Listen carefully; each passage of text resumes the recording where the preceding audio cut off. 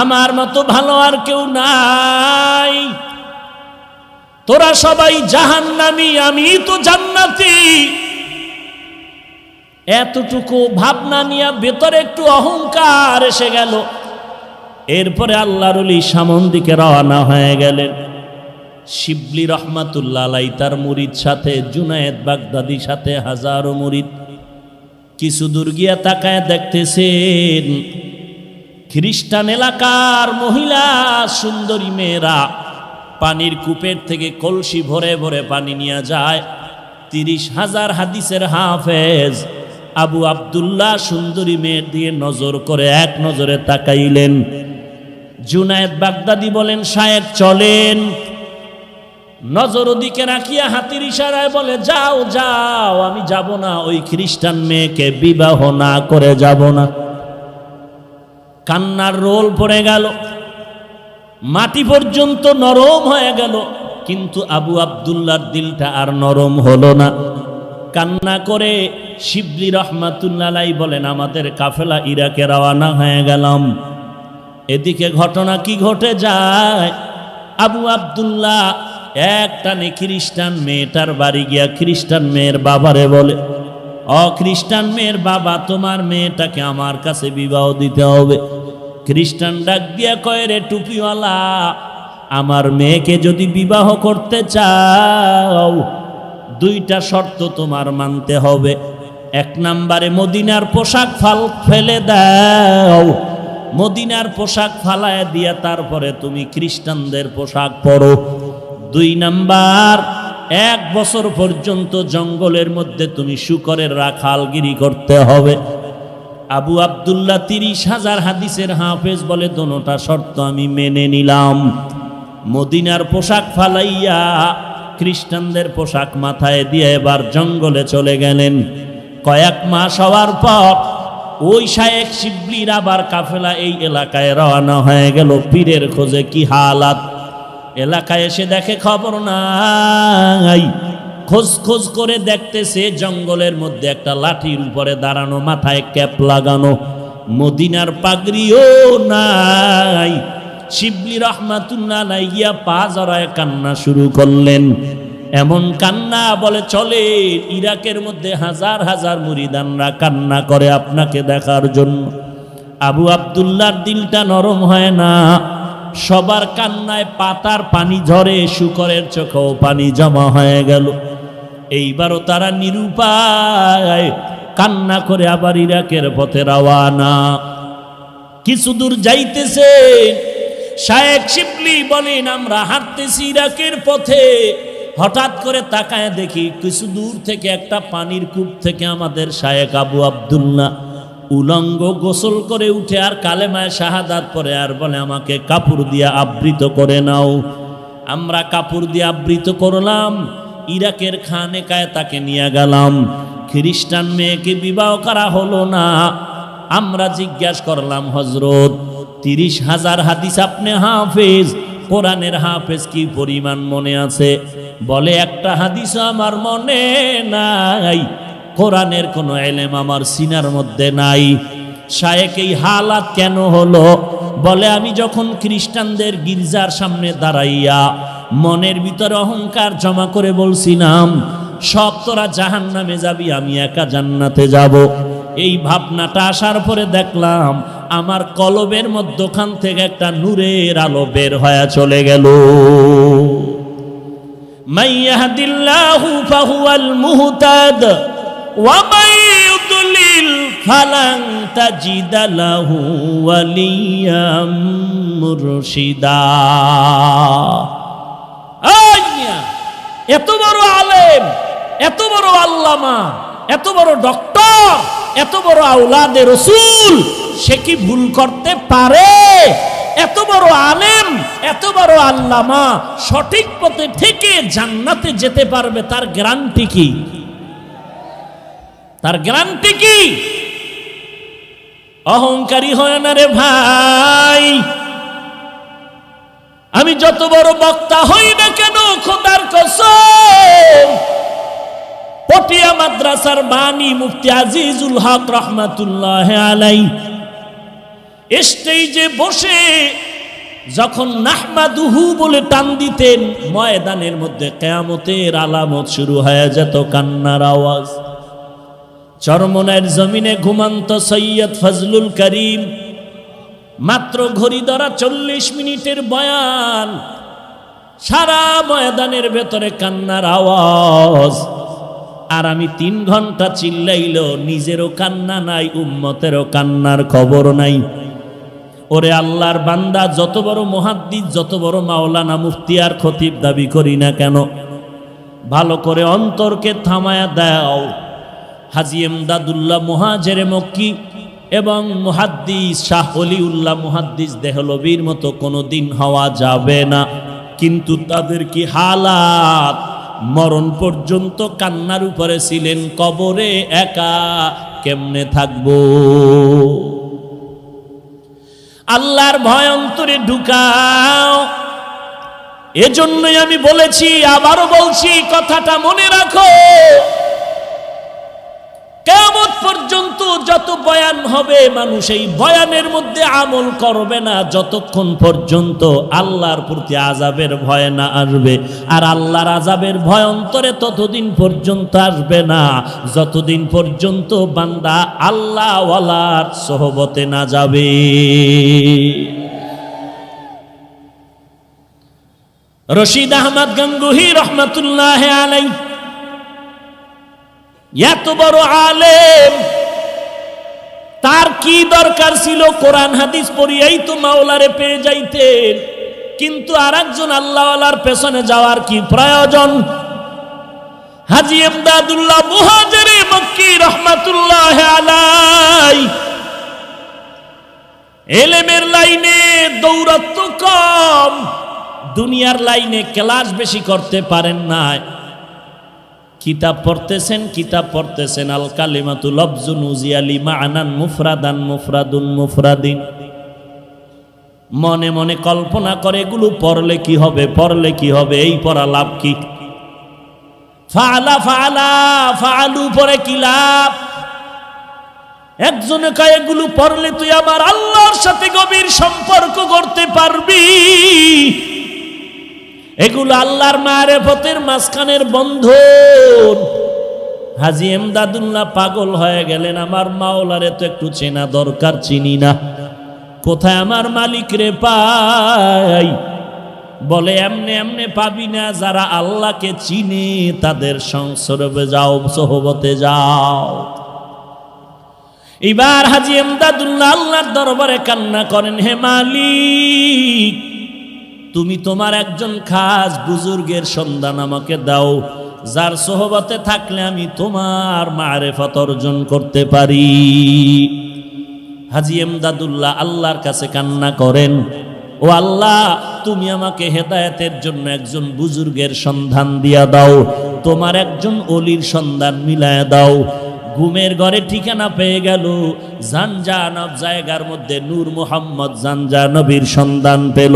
ওখানে চলিয়া যা, ওখান থেকে মারিফতের একটু আগুন সিনায় লাগায় নাও।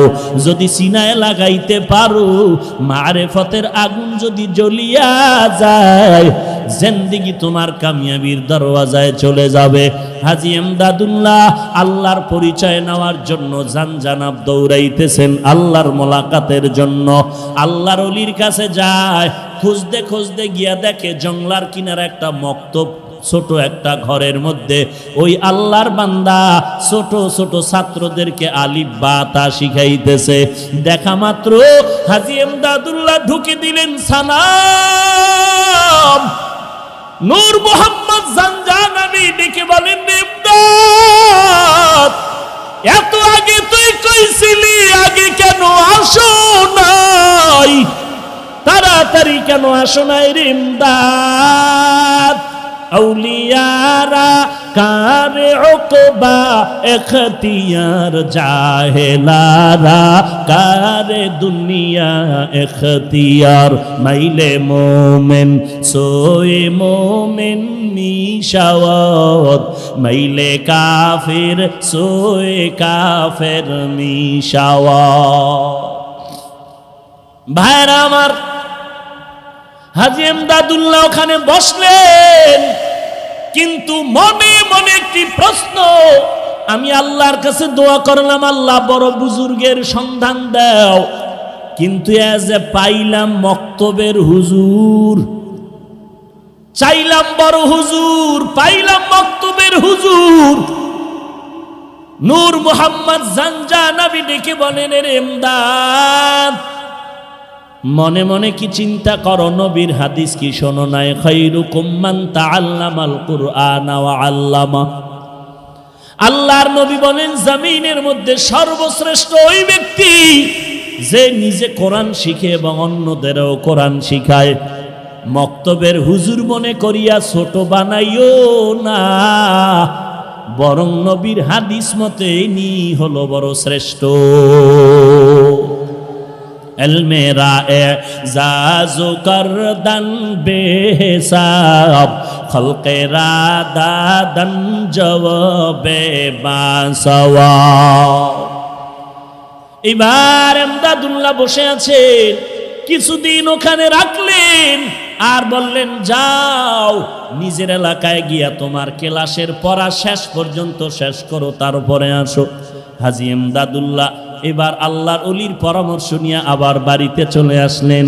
আসার পরে বাকি কিতাবাদিগুলো ক্লাস ওরই শেষ করবেন, কিন্তু ভাগ্যের নির্মম পরিহাস, ক্লাসের মধ্যে ঢুকেন, ক্লাসে ঢুকার পর যে কোনো কিতাব উল্টাইতেছে, দেখে একটা পৃষ্ঠার মধ্যে কালো কোনো অক্ষর নাই, সব পৃষ্ঠা সাদা। এইটা বাদ দিয়ে আর এক কিতাব খুলে, এটা বাদ দিয়ে আর একটা কিতাব খুলে দেখে এটায় কোনো লেখা নাই, এগুলো সাদা। এইভাবে করতে করতে দেখে একটা সবকও নাই, লেখা নাই, সব সাদা সাদা সাদা। আবার চলে গেলেন শায়েখের দরবারে, ডাক দিয়া বলেন, নূর মুহাম্মদ এমদাদ আবার আসলি কেন? লেখাপড়া কি শেষ হয়ে গেল? বলে না না। বলে শেষ করো নাই কেন? বলে আমি যত পড়ার জন্য চেষ্টা করি, যত পৃষ্ঠা উল্টাইতেছিলাম দেখি সাদা, কোনো লেখা দেখা যায় না। নূর মুহাম্মদ জানজানাবি ডেকে বলে, বাবা আর লাগবে না, দিলের তামান্না তোমার এমন হয়ে গেল, সোহবতে থাকতে থাকো, আল্লাহ যদি কবুল করে, যেই লেখাপড়া করে তুমি এলেম পৃষ্ঠা থেকে অর্জন করবা, আমার আল্লাহ যদি খুশি হয় ওই এলেম তোমাকে এক মুহূর্তে সিনায় জমা করে দিবেন। या इलाही मुझसे मुझको दूर कर, ताके देखो मुझ में तुझको एक नजर। या इलाही तू मेरा माबूद है, या इलाही तू मेरा माशूक है, या इलाही तू मेरा तारो है, या इलाही तू मेरा गफ्फारो है। एरे नबीर उम्मते हाजी एमदादुल्लाह मुहाजिर मक्की আল্লাহর ওলির নেক নজরে কি পরিমাণ দামি হয়ে গেলেন, কেমন মারেফতের আগুন তার সিনায় লেগে গেল, কেমন আল্লাহর গোলাম, আল্লাহ তাআলা কেমন দামি করে ফেললেন। আল্লাহর ওলির নেক নজর যখন লেগে গেল, বান্দার সিনার মধ্যে পরিবর্তন শুরু হয়ে গেল। আমি প্রায় সময় উদাহরণ দিয়া বলি, একটা শিশু বাচ্চা আমার কাছে নিয়ে এসে বলে, একটু ফু দিয়া দেন, দম করেন, অসুস্থ। আমি বললাম, ডাক্তার দেখেন না কেন? বলে, ডাক্তারের ঔষধ খাইলো ভালো হয় না। আমি বললাম, তো ব্যাপারটা কি? বলে, বদনজর বদনজর বদনজর। একটা বেহায়া বেআমল গাঞ্জাখোরের বদনজরে যদি একটা বাচ্চার মধ্যে যদি রিয়াকশন শুরু হয়, একটা বেহায়া বেআমল গাঞ্জাখোরের বদনজর যদি গাছের মধ্যে লাগে, ফল নষ্ট হয়। একজন খাঁটি আল্লাহওয়ালা, তাহাজ্জুদওয়ালা, কোরআনওয়ালা, কান্নাওয়ালা যদি একটা মানুষের মধ্যে নেক নজর দেয়, কেন তার মধ্যে অ্যাকশন হবে না? ওইটা বুঝে এটা বুঝে না রে, কপাল পোড়া ভাই। আল্লাহওয়ালার নেক নজরের যে কি পাওয়ার, এইটা যে বুঝানো সম্ভব না। হাজী এমদাদুল্লাহ আল্লাহর ওলির নেক নজর পেলেন, বেশি লেখাপড়া করতে যায় নাই, আল্লাহ তারে এলেমের মারেফত দান করলেন। কেমন মারেফত! হাজী এমদাদুল্লাহ এমন আল্লাহর খাস বান্দা পরিণত হয়ে গেল। এখন বান্দা পা সোজা করে ঘুমায় না, পা সোজা করে শোয় না, পা বাঁকা করে বসে। রশিদ আহমদ গঙ্গুহি রহমাতুল্লাহ আলাই প্রশ্ন করলেন, শাইখ পা দুটো সোজা করে কেন ঘুমান না? বলে, ওরে রশিদ, এমন প্রশ্ন তুমি আমাকে করে ফেলেছ, কারো কাছে বলবা না। আমি আমার মাওলার বড় আশিক। আমি পাওটা খোলার জন্য যেদিকেই পা বাড়াই, ডানে বলো বামে বলো সামনে পেছনে, আমি এমদাদুল্লাহ সেদিকে আমার মাওলার নূরের তাজাল্লি দেখতে পাই। আমি আল্লাহ তাআলার নূরের তাজাল্লি দেখতে পাই। এই বয়ানটা করা সহজ, বুঝানো সম্ভব না, বুঝাও বড় সম্ভব না।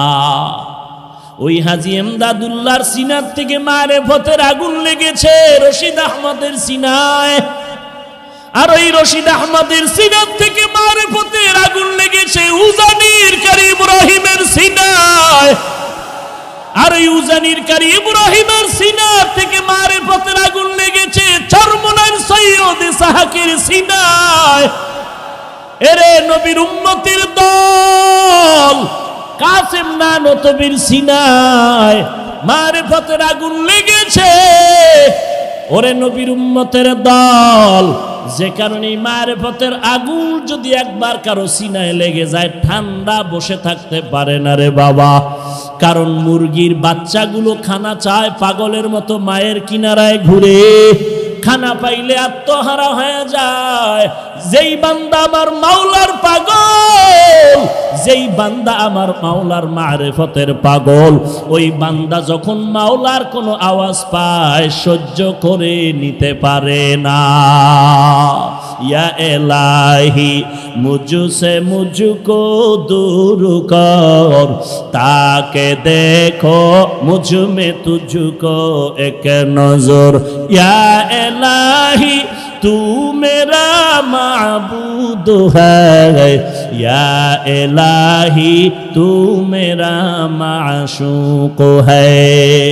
এরে নবীর উম্মতের দল, দুনিয়াতে যাদেরকে দেখো সবাই কিন্তু পাগল। দাবি করি আমি বড় বুদ্ধিজীবী। আল্লাহর ওলি শামসুল হক ফরিদপুরি রহমাতুল্লাহ আলাই বলেন, দুনিয়ার সবাই পাগলের দল। কেউ টাকার পাগল, কেউ ক্ষমতার পাগল, কেউ বাড়ির পাগল, কেউ গাড়ির পাগল, কেউ নারীর পাগল। যে যেই জিনিসের পাগল ওই জিনিসের জিকির করে হাঁটতে চলতে উঠতে বসতে। আর এই জমিনে আর এক দল পাগল দেখবা, এরা টাকার পাগল না, বাড়ির পাগল না, গাড়ির পাগল না।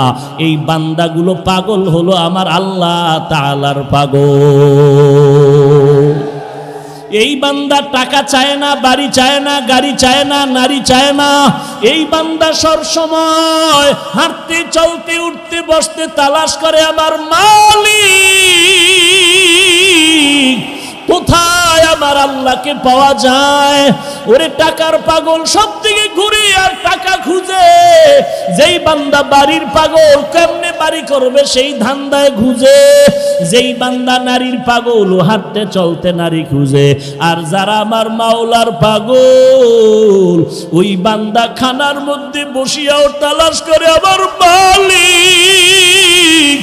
ওই বান্দা ঘুমের মধ্যে গেল তালাশ করে আমার মালিক। ওই বান্দা বাজারে গেল তালাশ করে আমার মালিক। আমার মালিকের আমি কোথায় পাই? ও দয়ার মালিক। এই ক্যামেরা, এই সরা সরা, এই ক্যামেরা ঘুরা ঘুরা। এরে নবীর উম্মতের দল, আল্লাহ রাব্বুল আলামিনের পাগল হয়ে কবরে যাও। সবাই পাগল, সবাই পাগল। কেউ টাকার পাগল, বাড়ির পাগল, গাড়ির পাগল। ওরে মাদকদের মুসলমান, পায়ে হাত রেখে বলে যাই, টাকার পাগল হইও না, বাড়ির পাগল হইও না, গাড়ির পাগল হইও না, আল্লাহর কাছে চোখের পানি ছেড়ে কাঁদো আর বলো, রে মালিক তোমার পাগল বানাইয়া দাও। আমরা তোমার পাগল হয়ে যদি কবরে যাই, আল্লাহ তাআলা কবর জান্নাতের বাগান বানায় দিবেন। আল্লাহর পাগল যদি হইতে চাও, আল্লাহওয়ালাদের সোহবতের সময় দেওয়া লাগবে। আল্লাহওয়ালা তালাশ করু, যাদের চেহারার দিয়ে তাকাইলে কলিজা ঠান্ডা, নেক আমলের আগ্রহ বেড়ে যাবে। খবরদার আল্লাহওয়ালা খুঁজতে গিয়া ভণ্ডের কিনারায় যেও না, সাবধান। এই জমিনে আল্লাহওয়ালা নামের ভণ্ডের অভাব নাই। আমার নবী দিনের দাওয়াত দিতে গিয়া খানা নাই, ঘুম নাই, পেটে পাথর। আর এই জমিনে এমন আল্লাহওয়ালা খানকায় বসে আছে, 30 বছর খানকায় দৌড়াইলি, তোমার পীর সাহেব এলাকায় এসে কালেমার কথা বলে না। আমার মনে হয় তোমার পীর হয়তো নারী, না হয় হিজরা। हकीकत से तू दुनिया बेखबर है, दुनिया की नुमाइश पर नजर है। नमी गुयम के आज दुनिया जुदा बाश, बहर कारे के बाशी बा खुदा बाश। या अय्युहल्लज़ीना আমানুত্তাকুল্লাহ। দুটো আদেশের মধ্যে 1 নম্বরে আল্লাহকে ভয় করো। আল্লাহকে ভয় করার মানে আল্লাহর আযাবের ভয় কর, কারণ আল্লাহর আযাব বড় ভয়ঙ্কর আযাব। 1 সেকেন্ডের জন্য আল্লাহ পাকের আযাব সহ্য করার শক্তি কারো নাই রে বাবা। এ জমিন থেকে 9 কোটি 30 লক্ষ মাইল উপরে সূর্য, দিনের বেলা ছিল, রাতের বেলা না। এরপর এত গরম কেন রে বাবা? সূর্যের গরম, এত গরম ঘাম, ফ্যানের বাতাসেও ঠান্ডা হয় না। এর এলাকার যুবক, আমিও তোমার মতো একটা যুবক সন্তান। টুপি মাথায় দিলে মাথা গরম হয় বাবা, তুমি বুঝতেছো, আমি বুঝি না, ব্যাপারটা এমন না। দাড়িটা লম্বা করলে যৌবনের ভাব চলে যাবে, তুমি বুঝতেছো, আমি বুঝি না, ব্যাপারটা কিন্তু এমন না। লম্বা জামা পরলে শরীর আটকায় যাবে, তুমি বুঝতেছো, আমি বুঝি না, ব্যাপারটা এমন না। এত কিছু বুঝার পরও কেন টুপি ফালাই না, দাড়ি ফালাই না, নামাজ বাদ দেই না? একমাত্র কারণ আল্লাহর কোরআন পড়লাম, নবীর হাদিস পড়ে দেখলাম একটা কথাও মিথ্যা নাই। গুনাহগারের জন্য আল্লাহ জাহান্নাম বানায় রাখছেন, নেক আমলওয়ালার জন্য আল্লাহ জান্নাত বানায় রাখছেন। ওই জাহান্নাম কত বড় ভয়ঙ্কর, 1 সেকেন্ডের আযাব সহ্য করার শক্তি কারো নাই রে বাবা। ওই জাহান্নামের গরম সহ্য করতে পারবো না। এই জন্যই তো আল্লাহর মহাব্বতে টুপিও সারি না, নামাজ সারি না, বেপরদায় চলার চেষ্টা করি না। কারণ আল্লাহর নবী বলেন, ওরে দুনিয়ার মুমিন, ও দুনিয়ার বান্দা, 1 জাররা পরিমাণ গুনাহ নিয়ে যদি কবরে যাও, ওই কবরে 2 পার্শ্বের মাটির চাপ, ওই কবরের মাটির চাপে পাঁজরের হাড্ডি চুরমার হয়ে যাবে। একটা নয়, দুটো নয়, 90 থেকে 99টা সাপ। কবরের ভেতরে জাহান্নামের আগুন সহ্য করার শক্তি নাই রে ভাই। এরে যুবক, পায়ে হাত রেখে বলি, গুনাহ ছেড়ে দাও, আর গুনাহের কাছে যেও না, তওবা করো রে মালিক। আর গুনাহ করব না রে আল্লাহ, তুমি মাফ করে দাও। আয় আল্লাহ, তুমি আমাকে জাহান্নামের আগুন থেকে বাঁচায় দাও রে আল্লাহ। ও আল্লাহ, দুনিয়াতে সূর্যের গরম সহ্য করতে পারি না। কেউ যদি আমার হাতে একটা বেতের বাড়ি দেয়, বড় ব্যথা পাই, বড় কষ্ট পাই, সহ্য করতে পারি না।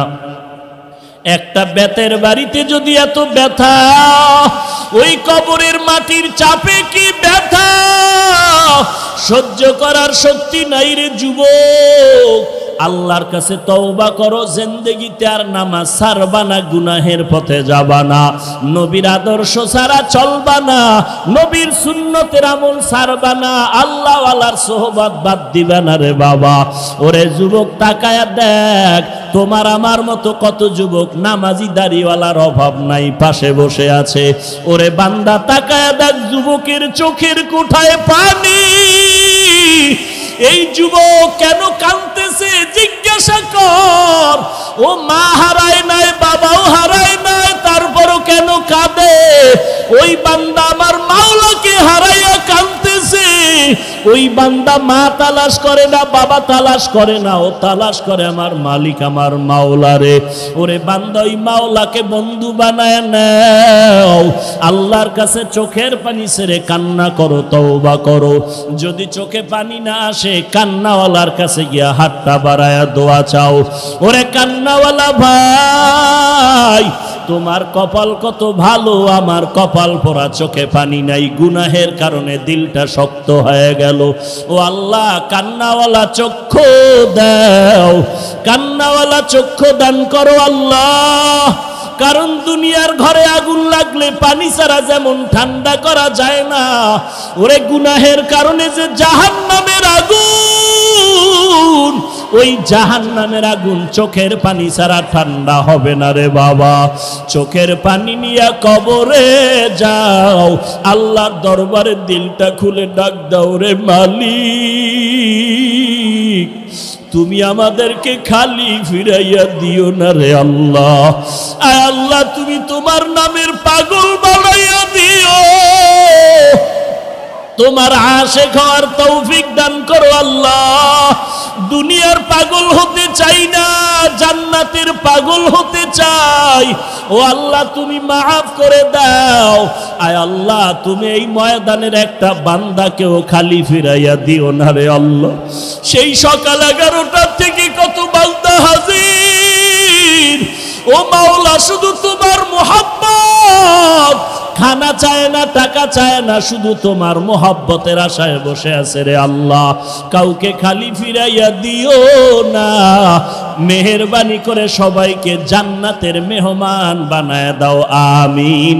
আলহামদুলিল্লাহি রাব্বিল আলামিন, ওয়াসসালাতু ওয়াসসালামু আলা সাইয়্যিদিল আমবিয়াই ওয়াল মুরসালিন ওয়া আলা আলিহি ওয়া আসহাবিহি আজমাইন।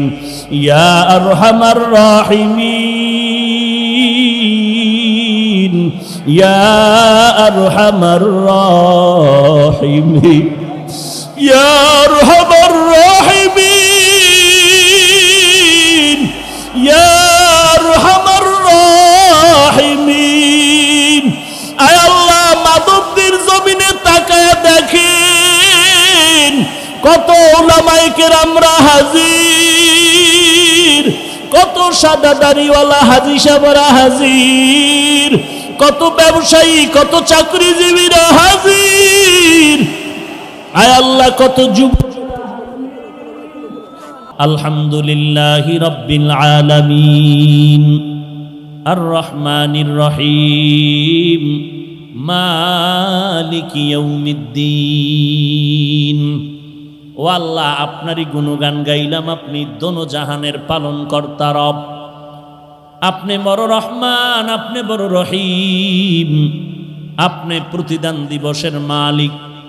এত গুণগান গাওয়ার পর এরপরে বান্দা তুমি আমাকে বলো, ইয়্যাকা না'বুদু ওয়া ইয়্যাকা নাস্তাঈন। ও আল্লাহ, আমি আপনারই ইবাদত করি, কোনো ভগবানের ইবাদত করি না, খ্রিস্টদের ইবাদত করি না, গৌতম বুদ্ধের ইবাদত করি না, ওজায়েরের গোলামি করি না, পাথরের গোলামি করি না, বটগাছের পূজা করি না। ও আল্লাহ, আমি ইবাদত বা গোলামি করি একমাত্র তোমারই। সাহায্য তোমার কাছেই চাই, গ্রামীণ ব্যাংকে না, সুদের দরওয়াজায় না, তোমার কাছেই চাই। তবে এমন একটা সাহায্য চাই, আল্লাহ কয় এক কথায় বলবি, যেই কথার দ্বারা সব পেয়ে যাবি। বাদশার সাথে রাস্তার গরিবের সাক্ষাৎ। গরিব বলে, আমাকে কিছু দিবেন?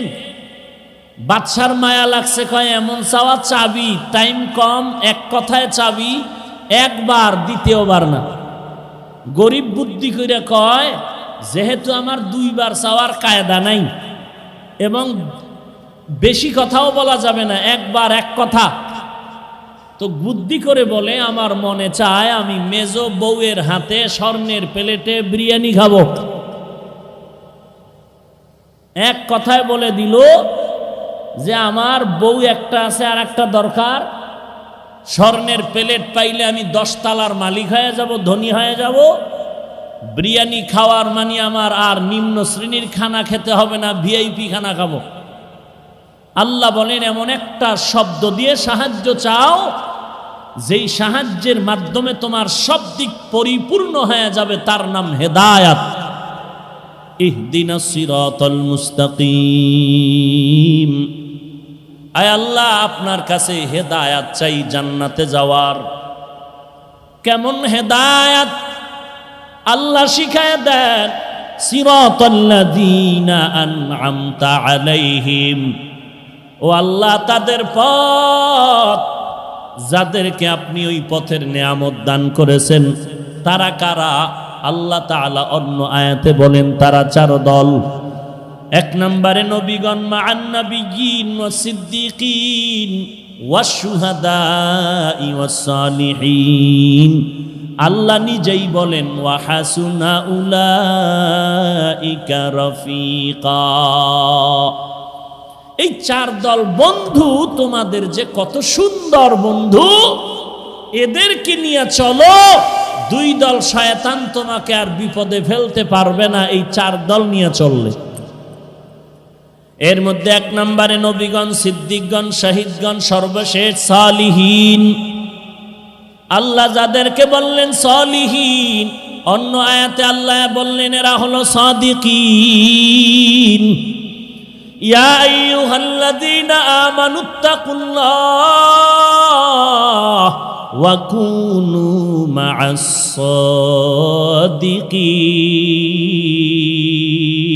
সাদিকিন।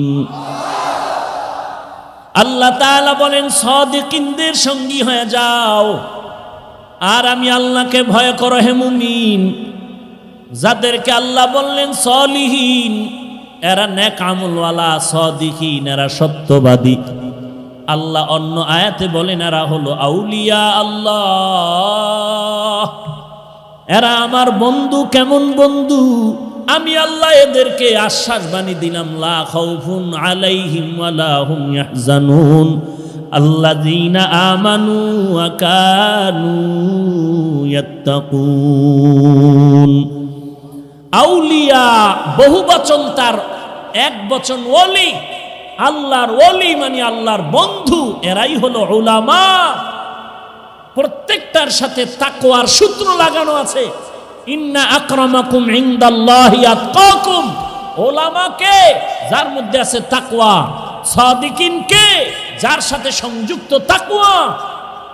আউলিয়া আল্লাহ কারা? 1 নম্বরে তাদের ঈমানটা পরিশুদ্ধ, 2 নম্বরে তাদের মধ্যে আছে তাকওয়া। এদেরকে বন্ধু বানায় চলো। আলহামদুলিল্লাহ সূরার থেকে আমরা শিক্ষা পাইলাম একা একা চলা যাবে না।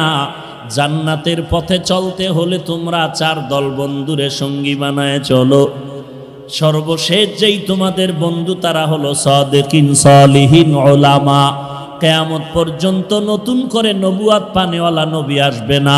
আবু বকর আসবে না, ওমর আসবে না, উসমান আলী আসবে না, কোনো সাহাবা আসবে না।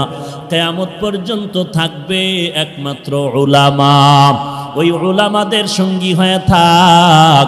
ওই উলামা কারা? যাদের মধ্যে আল্লাহর ভয় বেশি থাকবে, গুনাহ করবে না। এদের মধ্যে থাকবে ইলমে নবুওয়াত, এদের মধ্যে কোরআন হাদিসের ইলম। এদের অনুসরণে চলো রে গোলাম। এরা আল্লাহর ভয় নিয়ে চলবে। আমি জান্নাতে যেতে চাই, আমি আল্লাহর গোলামি করব, আর কারো গোলামি করব না। আমি নবীর তরিকা মতে চলবো, আর কারো তরিকা মতে আমি চলবো না। এটাই আমার ফাইনাল কথা। কিন্তু আল্লাহর গোলামি কেমনে করব? নবীর তরিকা মতো কেমনে চলবো? আমি কোরআন জানি না, হাদিস জানি না, সুন্নাত চিনি না। একদল মানুষ মূর্খ, এখন তাদের কি উপায়? বলে এরা তাবলিগে যাও, তাবলিগে গিয়া নবীর সুন্নত শিখলো। চরমনাইওয়ালারা, উজানিওয়ালারা, দেওবন্দিওয়ালারা, কৌমিওয়ালারা মানুষের দাঁড়ে দাঁড়ে দাঁড়ে দাঁড়ে গিয়া সুন্নতের বয়ান করে। টুপি মাথায় দাও, নামাজ পড়ো, দস্তারখানে খানা খাও, সালাম দাও, 5 ওয়াক্ত নামাজ পড়ো, কাউকে গালাগালি করবা না, কারো হক নষ্ট করবা না। কিয়ামতের ময়দানে আল্লাহ যদি জিজ্ঞাসা করে, নবী যদি জিজ্ঞাসা করে, উম্মত কোরআন পড়তে জানো না, হাদিসও পড়তে জানো নাই, আমি নবীর তরিকা কেমনে পাইলি, আমার আল্লাহর গোলামি কেমনে শিখলি? ওই বান্দা যদি কয়, আল্লাহ আমি কোরআন জানি না, হাদিস জানি নাই, চরমনাইর আল্লাহওয়ালাদের সোহবতে গিয়া নবী তোমারে চিনলাম, আল্লাহরে চিনলাম, আলেম ওলামাদের সোহবতে গিয়া নবীর সুন্নতের টুপি উঠাইলাম, দাড়ি উঠাইলাম। আল্লাহ তাআলা তখন বলবে, পয়গম্বর এই বান্দাকেও তো জান্নাতে দিতে হবে। এই বান্দা যাদের মাধ্যমে জান্নাতের পথে আসলো, এদেরকেও আজকে পুরস্কার দেওয়া দরকার। মাইলে মোমেন সোয়ে মোমেন মিশাওয়াত, মাইলে কাফের সোয়ে কাফের মিশাওয়াত। সোহবতে সালে তোরা সালে কুনাত, সোহবতে তালে তোরা তালে কুনাত। এক জমানা সোহবতে বা আউলিয়া বেহতার জুসদ সালে তাআত বেরিয়া। চরমনাইওয়ালারা, উজানিওয়ালারা, তাবলিগওয়ালারা এই মানুষগুলোকে টুপি উঠাইয়া দিয়া বড় একটা অন্যায় করেছে। হ্যাঁ, যেই মানুষটা টুপি চিনত না, টুপি দেখতে পারতো না, এখন টুপি মাথায় না রাখলে মনটা খারাপ। আগে নামাজ পড়তো না, এখন নামাজের আজান শুনলেই মসজিদে হাজির। যেই বান্দা গানটা তার আপন, এখন কোরআনের বয়ান তার আপন। যেই যুবক রাতের পর রাত মোবাইলে গান শুনে কাটায়, ওই বান্দা আলেম ওলামার বয়ান শুনে হকপন্থী আলেমের কাছে আসলো। হাটহাজারি গেল, চরমনাই গেল, বাহাদুরপুর গেল, আল্লাহওয়ালার বয়ান শুনিয়া বান্দা এখন 24 ঘন্টা দরুদ পড়ে, জিকির করে। ওই বান্দা নামাজ পড়ে, মোবাইলে বয়ান শুনে, গান শুনে না। ওরে নবীর উম্মতের দল, এই বান্দাগুলো চরমনাই বলো, আহলে হক ওলামায়ে দেওবন্দি বলো, তাবলিগ বলো, এদের কারণে যে ভালো রাস্তা আসলো, এটা কি তারা খারাপ অন্যায় করলো নাকি? তাহলে এত যদি বলো ভালো করেছে, তাবলিগওয়ালারা ভালো করলো, চরমনাই ভালো করলো, উজানি ভালো করলো, এরপরও যদি কেউ বলো চরমনাই ভালো না, উজানি ভালো না, তাবলিগ ভালো না, আমি বলবো বান্দা তুমি নিজেই ভালো না। हकीकत से तो दुनिया बेखबर है, दुनिया की नुमाइश पर नजर है। नमी गुयम के आज दुनिया जुदा बाश, बहर कारे के बाशी बा खुदा बाश। या अय्युहल्लज़ीना আমানুত্তাকুল্লাহ, 1 নম্বরে আল্লাহকে ভয় করো, 2 নম্বরে জবানের হেফাজত করো। হে মুমিন, এত বয়ান চলতেছে ময়দানের ভেতরে, সেই সকাল 11টার থেকে বয়ান চলে। এমন একটা দিন নাই বাংলাদেশের এক একটা থানার মধ্যে 2-1টা বয়ান চলে না। সেই রমজানের ঈদের পরের দিন থেকে মাহফিল শুরু হয়ে গেল। জোহরের পরে বয়ান, আসরের পরে বয়ান, মাগরিবের পরে বয়ান, ইশার পরে বয়ান। প্রত্যেকটা বয়ান স্টেজে 1-1.5 ঘন্টা এক একজন আলেম বয়ান করে। তাবলিগওয়ালাদের বয়ান, পীর মাশায়েখের বয়ান, জুমার দিনের খতিবের বয়ান। এত বয়ানের পরেও মানুষ কেন দিনের দিকে আগায়?